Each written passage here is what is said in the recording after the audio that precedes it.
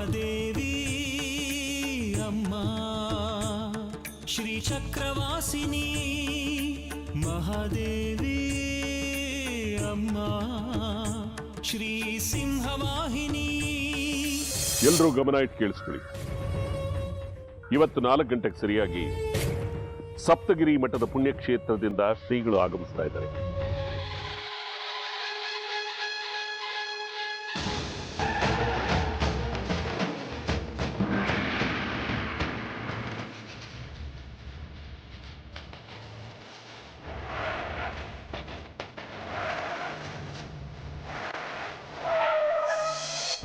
ಯಾಕಪ್ಪ ಏನಾಯ್ತು? ನಮ್ಮ ಹತ್ರ ಸಮಯ ಇಲ್ಲ. 4 ಗಂಟೆ ಹೊತ್ತಿಗೆ ಚಕ್ರಾಪುರಿ ತಲುಪಿ ಅಲ್ಲಿ ಗ್ರಹಣದ ದೋಷದ ಪರಿಹಾರ ಹೇಳಿ ಅಲ್ಲಿಂದ ಮುಂದಕ್ಕೆ ಹೊರಡಬೇಕು. ಗಾಡಿಗೆ ಏನಾಯ್ತು? ಏನಾಯ್ತು ಅಂತ ಗೊತ್ತಿಲ್ಲ ಗುರುಜಿ, ನೋಡ್ತೀನಿ.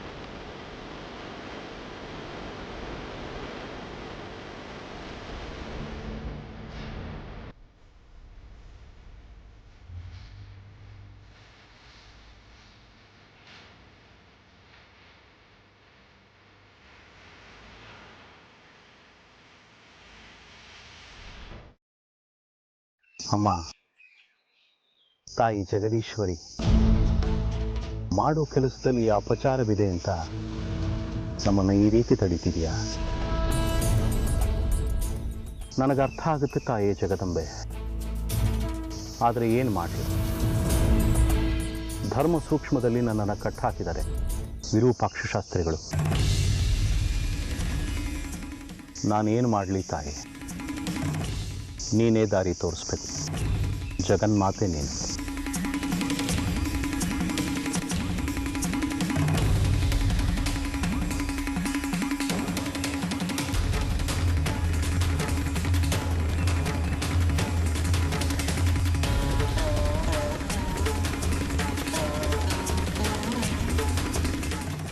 ಇನ್ನು 2 ಗಂಟೆಯಲ್ಲಿ ಗಾಡಿ ಸರಿ ಹೋಗುತ್ತೆ ಯಜಮಾನ್ರೆ.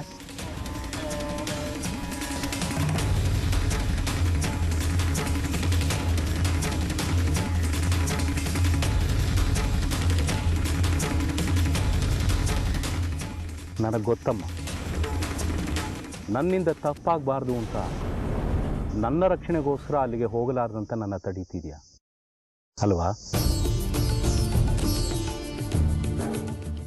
ನಮ್ಮ ಪೀಠಕ್ಕೆ ಕಳಂಕ ತಗಲಬಾರದು ಅನ್ನೋದೇ ನಿನ್ನ ಉದ್ದೇಶ ಆಗಿದ್ರೆ ನಿನ್ನ ಕರುಣೆ ಇದ್ದ ಹಾಗಾಗಲಿ ಜಗದೀಶ್ವರಿ.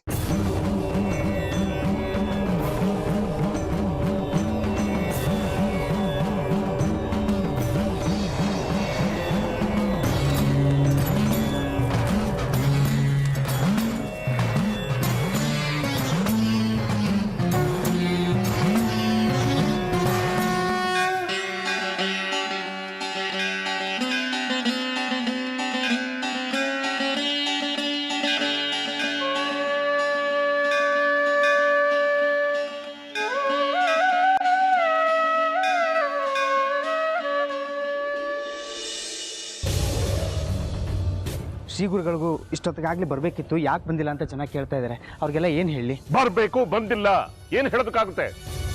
ನಾವು ಕಾಯ್ತಾ ಇಲ್ವಾ? ಕಾಯೋದಕ್ಕೆ ಹೇಳು. ನಾನೇನೋ ದೊಡ್ಡ ಅಪರಾಧ ಮಾಡಿಬಿಟ್ಟೆ ಅನ್ನೋ ಹಾಗೆ ಅವ್ರನ್ನ ಯಾಕೆ ಕರೆಸ್ತಾ ಇರೋದು? ಇವರು ಒಳ್ಳೇದಕ್ಕೆ ತಾನೇ. ಅರ್ಥನೇ ಮಾಡ್ಕೊಳ್ಳೋದಿಲ್ಲ ಈ ಜನ. ನಾವು ಕಾಯ್ತಾ ಇದೀವಿ, ನೀವು ಕಾಯಿರಿ ಅಂತ ಹೇಳಿ ಹೋಗೋ. ಈಗಾಗಲೇ ಹೊತ್ತಾಗೋಯ್ತು, ನಮಗೂ ಕೆಲಸ ಕಾರ್ಯಗಳಿದಾವೆ ಅಂತ ಒಂದಿಷ್ಟು ಜನ ಆಗ್ಲೇ ಹೋಗಿದ್ದಾರೆ ಯಜಮಾನ್ರೆ. ಹೋದ್ರೆ ಹೋಗ್ಲಿ ಬಿಡಯ್ಯ. ಯಾರಿಲ್ದೇ ಇದ್ದು ಶ್ರೀಗಳು ಏನು ಹೇಳಬೇಕು ಅದನ್ನ ಹೇಳ್ಬಿಟ್ಟೆ ಹೋಗೋದು. ಹೋಗ್ಲಿ, ನೀನೇನು ತಲೆ ಕೆಡ್ಸ್ಕೊಬೇಡ.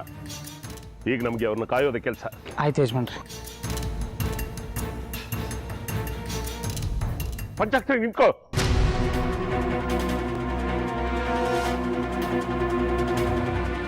ಅವರೆಲ್ಲ ಹೋಗ್ಬಿಟ್ರೆ ಕಷ್ಟ ಆಗುತ್ತೆ ಕಣಯ್ಯ.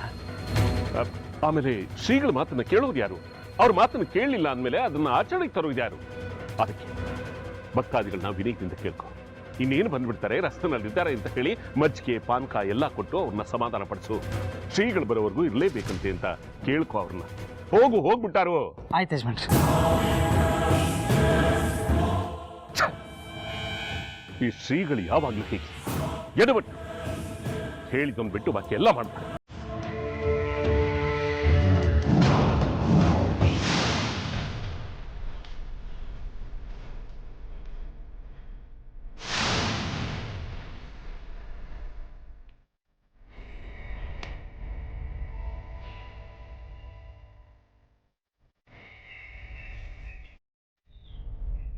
ಸುಳ್ಳು ಹೇಳೋಕೆ ಮನಸ್ಸಿಲ್ಲ. ಹೇಳದೇ ಇದ್ರೆ ಮಠದ ಗೋಮಾಳ 80 ಎಕರೆ ಜಮೀನು ಕೈಬಿಟ್ಟು ಹೋಗುತ್ತೆ. ಧರ್ಮ ಸಂಕಟದಲ್ಲಿದ್ದೀನಿ. ಜಗದಂಬೇನೇ ನಂಬಿದ್ದೀನಿ. ನನ್ನ ನಾಲಿಗೆಯಲ್ಲಿ ಸುಳ್ಳು ನುಡಿಸದೇ ಇರಲಿ.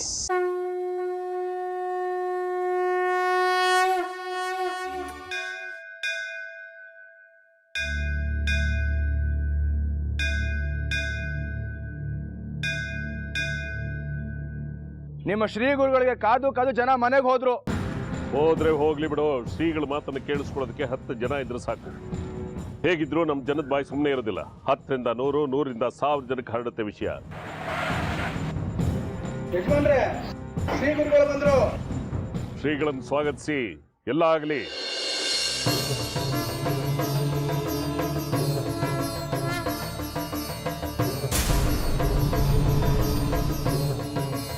ಶ್ರೀ ಗುರುಗಳಿಗೆ, ಶ್ರೀ ಗುರುಗಳಿಗೆ, ಶ್ರೀ ಗುರುಗಳಿಗೆ, ಶ್ರೀ ಗುರುಗಳಿಗೆ, ಶ್ರೀ ಗುರುಗಳಿಗೆ, ಶ್ರೀ ಗುರುಗಳಿಗೆ, ಶ್ರೀ ಗುರುಗಳಿಗೆ, ಶ್ರೀ ಗುರುಗಳಿಗೆ, ಶ್ರೀ ಗುರುಗಳಿಗೆ, ಶ್ರೀ ಗುರುಗಳಿಗೆ, ಶ್ರೀ ಗುರುಗಳಿಗೆ, ಶ್ರೀ ಗುರುಗಳಿಗೆ.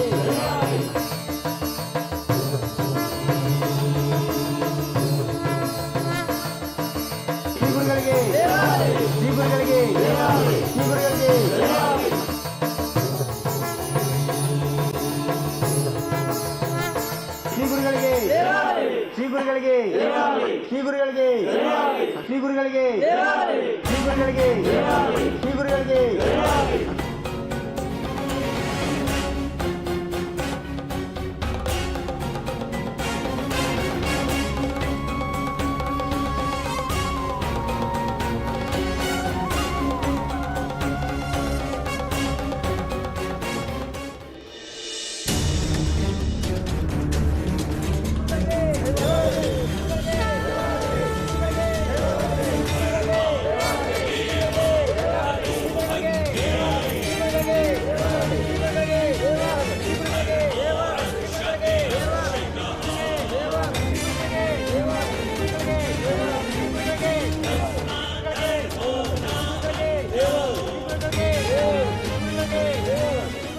ಬನ್ನಿ,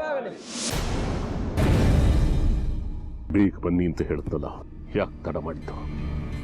ಬಂದಿದ್ದಾಯ್ತಲ್ಲ, ಇನ್ನು ಮುಂದಿನ ಕೆಲಸ ನೋಡೋಣ. ನಡೀರಿ ವಿರೂಪಾಕ್ಷ.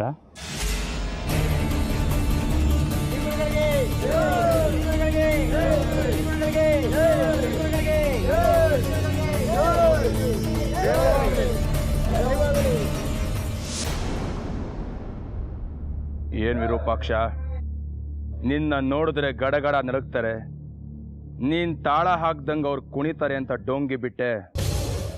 ಈಗ ಅವ್ರು ಮಾತಾಡಿದ್ ನೋಡಿದ್ರೆ ನಿನ್ನ ಆಟ ನಡೆಯಲ್ಲ ಅನ್ಸತ್ತೆ. ಮುಂದಕ್ಕೆ ಗೊತ್ತಾಗುತ್ತೆ ಇಲ್ಲ.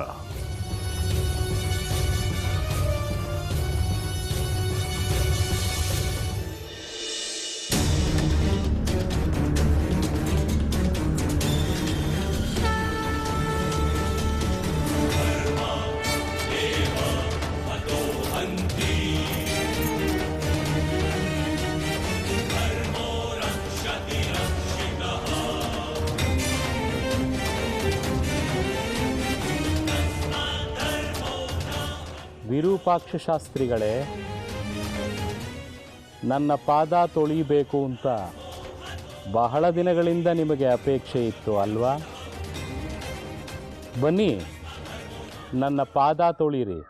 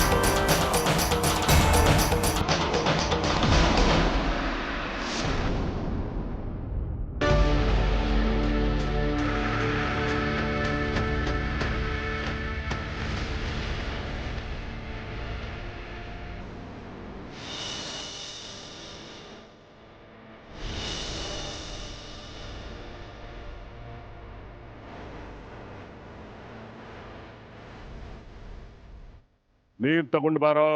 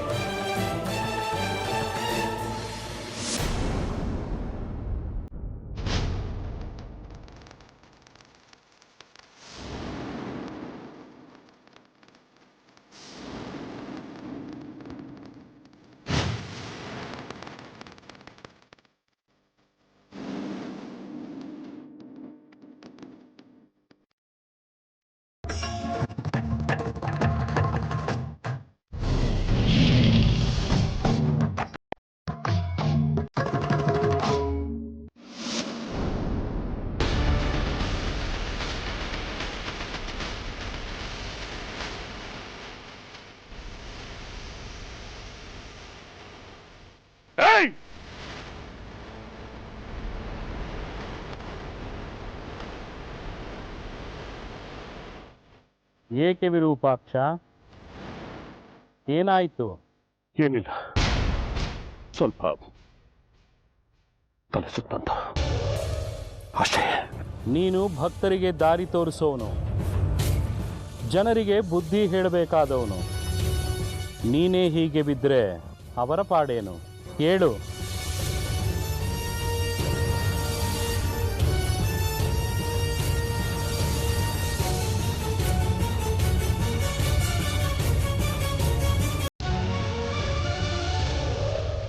ವಿರೂಪಾಕ್ಷ, ನನ್ನ ಬಾಯಲ್ಲಿ ಸುಳ್ಳು ಹೇಳಿಸ್ತೀಯಾ?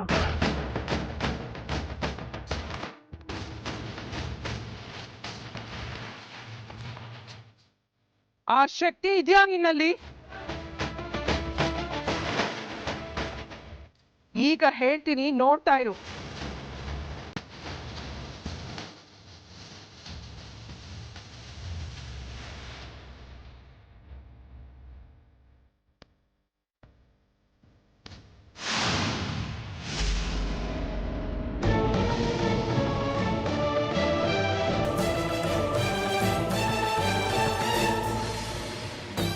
ಈಗ ನಿಮಗೆ ಗೊತ್ತಿರೋ ಹಾಗೆ ಉತ್ಸವದ ದಿನನೇ ಚಕ್ರೋದ್ಭವ. 21 ವರ್ಷಗಳ ನಂತರ ಶ್ರೀಚಕ್ರ ದರ್ಶನವಾಗ್ತಾ ಇದೆ.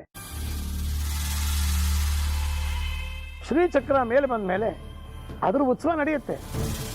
ಆದರೆ ಈ ಸಲ ಸೂರ್ಯಗ್ರಹಣ ಇದೆ. ಗ್ರಹಣ ಕಾಲದ ದೋಷ ಪರಿಹಾರ, ಗ್ರಹಣ ಕಾಲದಲ್ಲಿ ಉತ್ಸವ ಹೇಗೆ ಮಾಡಬೇಕು ಅನ್ನೋದು ನಮ್ಗೆ ಯಾರಿಗೂ ತಿಳಿತಾನೇ ಇಲ್ಲ. ಅದೇ ದೊಡ್ಡ ಕಗ್ಗಂಟಾಗಿದೆ. ಗ್ರಹಣಕ್ಕೆ ಮುನ್ನ ಮುಗಿಸೋಣ ಅಂದರೆ ಸಮಯ ಸಾಕಾಗೋದಿಲ್ಲ. ಗ್ರಹಣಕ್ಕೆ ನಂತರ ಮಾಡೋಣ ಅಂದರೆ ಅಪಮುಹೂರ್ತ. ಮಧ್ಯ ಗ್ರಹಣ ಬಂದರೆ ಮೈಲಿಗೆ ಆಗುತ್ತೆ.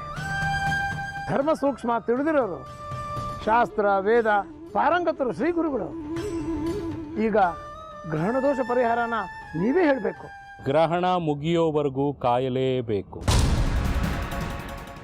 ಆದ್ರೆ ಗ್ರಹಣ ಕಾಲ ಮುಗಿದ ನಂತರ ಮಾಡಿದ್ರೆ ಅಪಮುಹೂರ್ತ ಅಲ್ವಾ?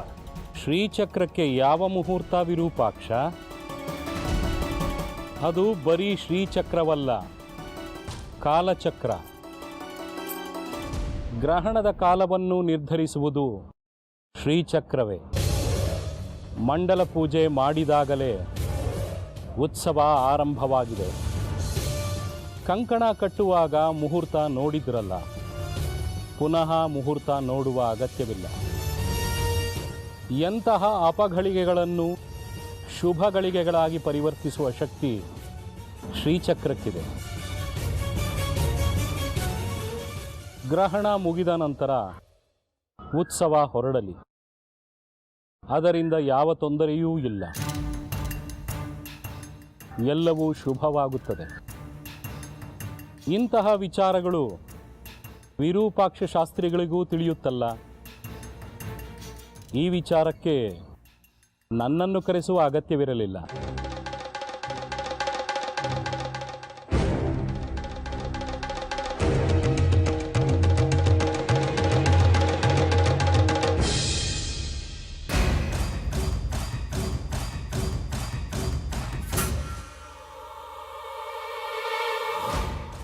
ಏನಿದೆ ವಿರೂಪಾಕ್ಷ, ನೀನು ಮಾಡಿದ ಉಪಾಯ ಏನು?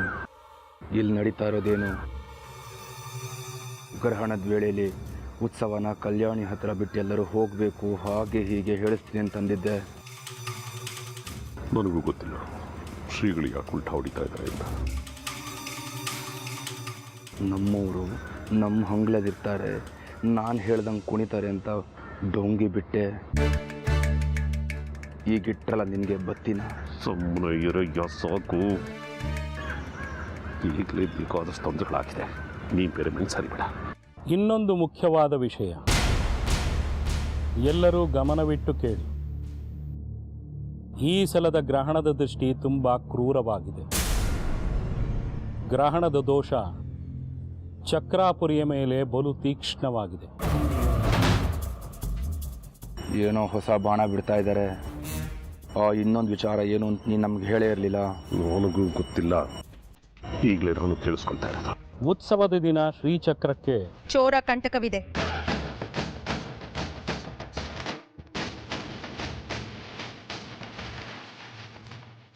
ಶ್ರೀಚಕ್ರ ಕಳ್ಳತನವಾಗುವ ಅಪಾಯವಿದೆ.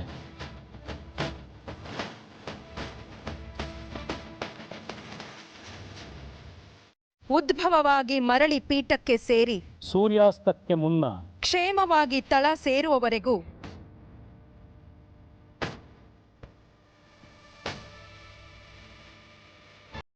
ಎಲ್ಲರೂ ಎಚ್ಚರಿಕೆಯಿಂದ ಶ್ರೀಚಕ್ರವನ್ನ ಕಾದು ಕಾಪಾಡ್ಕೋಬೇಕು.